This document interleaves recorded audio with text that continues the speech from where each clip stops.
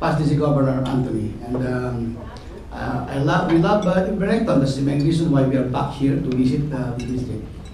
I'm one of the, by the way, I came from the Philippines with, I'm a member of the Rotary Club of Makati West with 107 members. And our target for this year is to make it 111. Why 111? Because tomorrow will be the 111 years of Rotary. And so that's our target. So tomorrow is our birthday of Rotary. Let's cheer to that. Cheers. Oh, why I'm here? I'm here to visit the districts. We started last year of visiting district. We thought that the directors of Rotary International should not be sitting in Evanston, but instead we should be meeting as much as possible the grassroots Rotarians, so we would know what are the policies or procedures or rules that we should come out, instead of coming out with a policy that is not attuned to the times. So we have been traveling. I've been traveling practically every other week, together with my wife, or 2 weeks abroad. Then I have to be in the Philippines for 1 week, and another 1 or 2 weeks abroad. So for the past 2 years and a half, we are traveling. We have our suitcase with us to meet as many people as much as possible, the Rotarians, not only in my Zone 7, New Zealand, Australia, Philippines, Indonesia, but Malaysia, Singapore, Paris, Pakistan, Bangladesh, and India. So we have been traveling to meet the Rotarians and the spouses or the partners. And with that, we were able to come up with certain policies that will benefit the Rotarians. We are the directors, help to be with you, not working on our own and impose on you rules and regulations, which sometimes is being questioned by some of the past DC governors. We have just one resolution that was passed, and we received a lot of comments from past DC governors, even last year. And so that's probably the reason why we are here.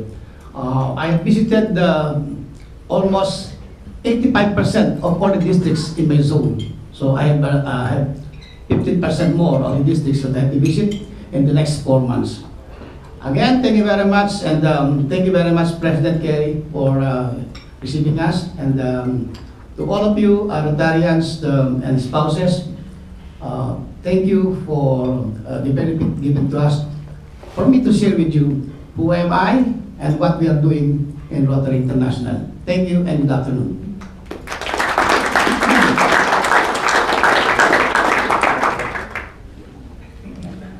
Thank you very much, Guiller. And as I said, it's an honour to have you and your wife here. We really appreciate it. And as I said, it's an incredibly exacting schedule to visit your entire zone in what is relatively short time. So welcome again and good luck for the rest of your term. We have an induction now, so I wondered if Leanna, you'd like to come up, please, with your sponsor. And James?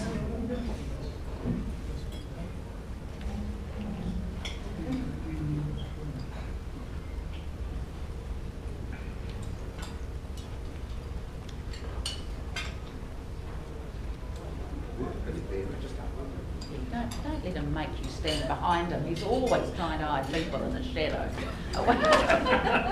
Thank you, President Kerry. That's all right. There are 2 ways to reduce the average age of this club, and since I'm not quite ready to resign, I've chosen the other avenue. It's my great pleasure to introduce to the club today Leanna Dey.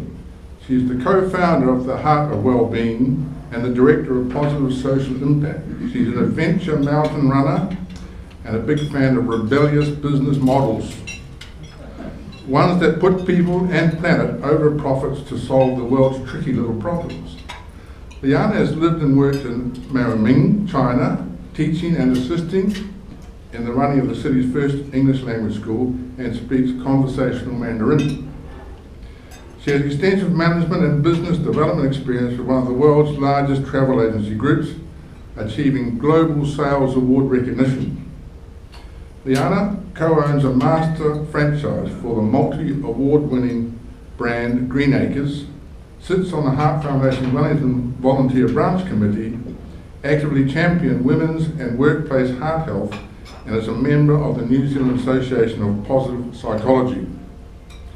Leanna holds a BCA from Victoria University, along with other qualifications. Leanna is curious about the ways social enterprise, well-being science and digital tech can influence positive social change, and is extremely excited about making some cool programs with some cool people to create awesome impact. Leanna is the daughter of a much-loved former member of this club, the late John Dey. He would be very proud of you today, Leanna. I'm convinced that Leanna will make a very positive contribution to the Rotary Club of Wellington.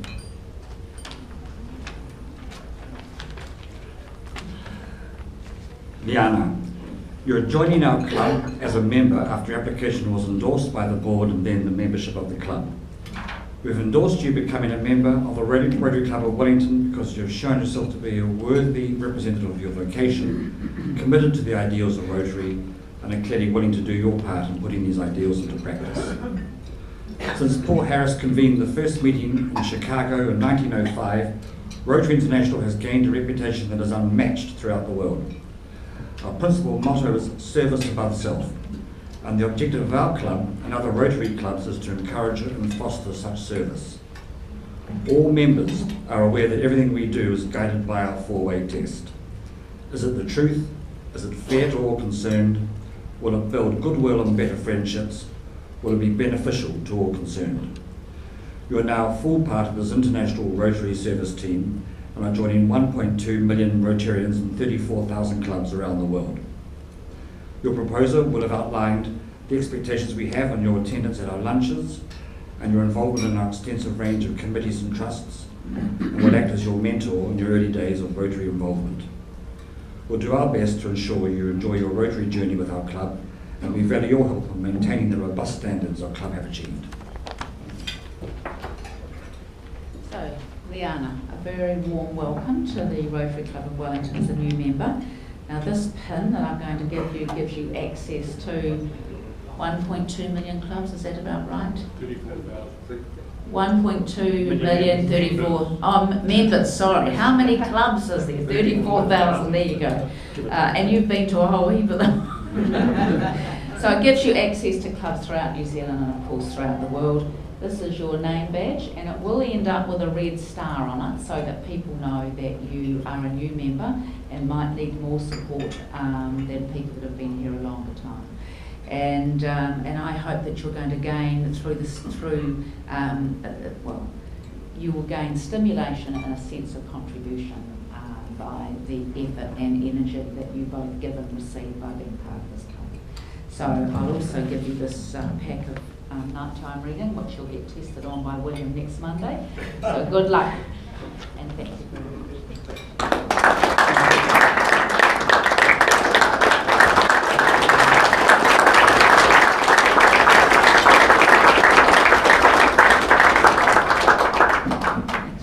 What I'd like to do now, at 12:51, I want us to stand and have a minute's silence as we remember it's the 5th anniversary of the Christchurch earthquake. So just rather than to break you in your fellowship time, I wondered if there's anyone got any messages they might like to do now, but rather than at the end of Rotary. So I know Sue will have one about Dead Dog in a Suitcase, so if you'd like to come up soon. And yeah, okay, maybe we'll do as many as we can, as long as we break at 12:51. So we'll see how we go. So, and then the rest we'll do at the end of Rotary as normal. President Kerry, fellows and guests, just a final reminder of Dead Dog in a Suitcase on Monday, February 29th at 7 p.m. Drinks and interval. I've had a fantastic take-up. Thanks for coming along. It's wonderful.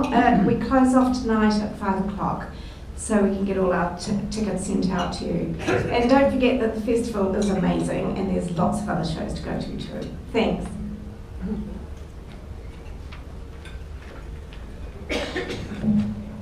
I was in Christchurch 5 years ago, so yeah, 12:51 is quite important to me as well.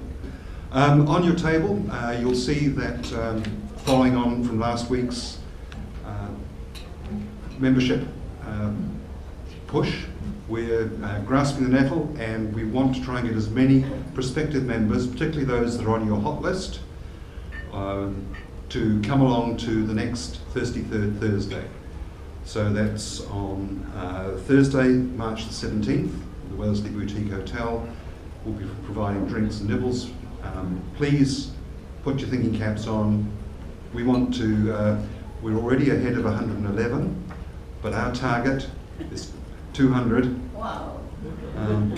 Yeah, so yeah, please try and do your best to bring people along on Thursday the 17th of March. This is a personal reminder of a note that Ian Prisk has put around about this Saturday, and also following Saturday is weeding time. We have seem to have no problem in attracting planters in June and July, but when it comes, it's a bit like doing the dishes after dinner, isn't it? If weeding's the equivalent. We've got some great plants that are struggling a little bit on Alexandra Road. So this Saturday 9:30 Alexandra Road, and there'll be another session at Pyrie Street the following Saturday. So I hope a number of you would like to come in between festival events. Rotarians, seems obvious that I'm going to talk about district conference. Some of you haven't been for a few years. In fact, most of you haven't been for a few years. When Anthony passed me the files, I had to look into it. Goodness, where are they all going? They're not coming to conference. Well, conference this year is the 6th and 7th of May. We're joining with District 9970 from the top of the north, top of the South Island. We learn, every time we open the paper, you learn about all the problems with youth. This conference, the focus is on what the good things that we're doing in programs through Rotary with youth, and you'll have some inspirational speakers to show you that we are making a difference. The 2 days down there, we have a cocktail function on the Friday night, Rotary all day Saturday, a party Saturday night, and then away you go find the vineyards, because it's going to be a good time.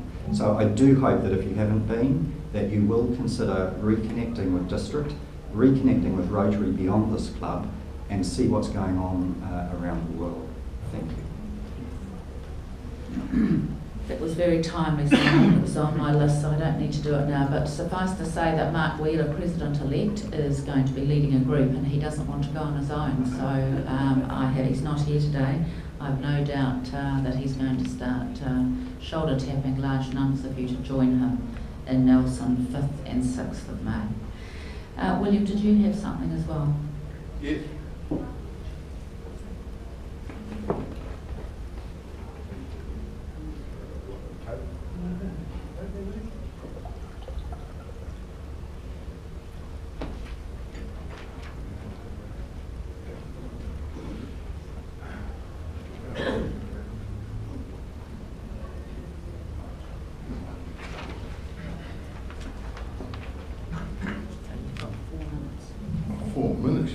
We all know that Jumbo Tennis is the #1 fundraiser for this club.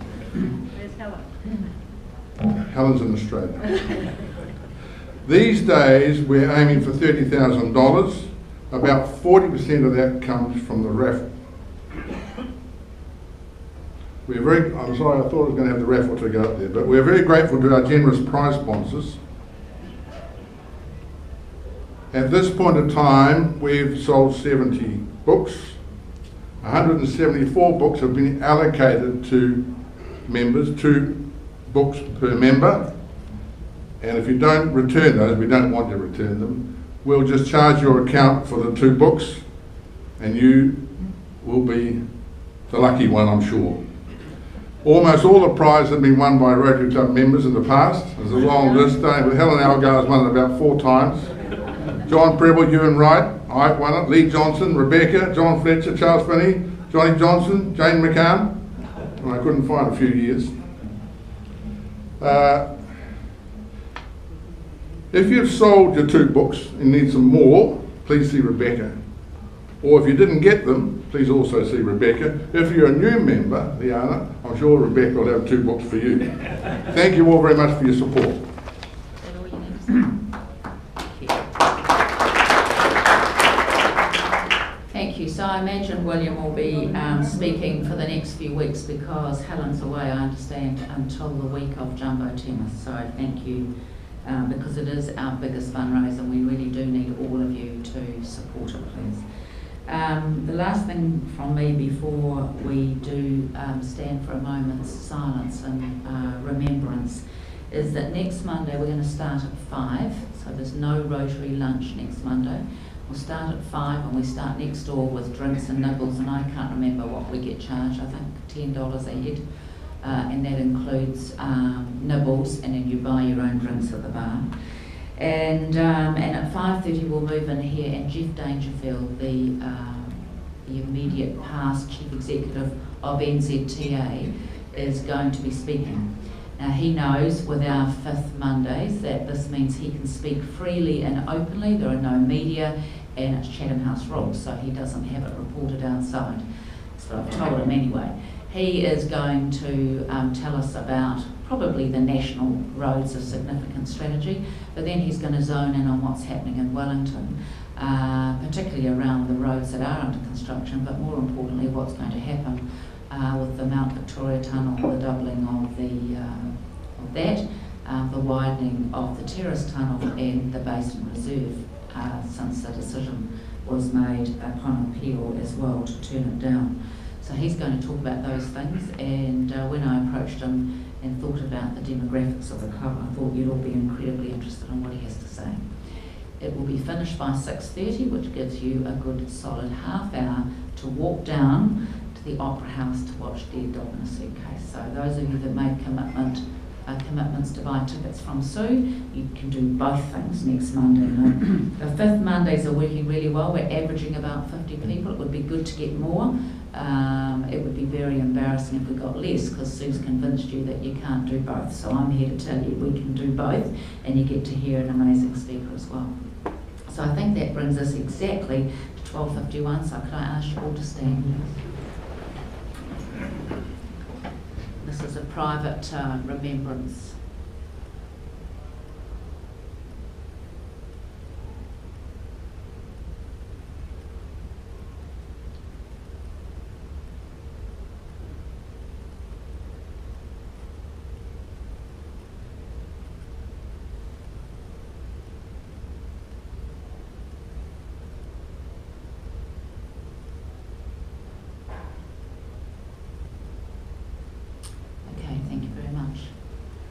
Now we'll have some fellowship time, and there's an opportunity for people to go and get cheese and dessert or both, and tea and coffee, and we'll start again just shortly after 1 with our guest speaker. Thank you.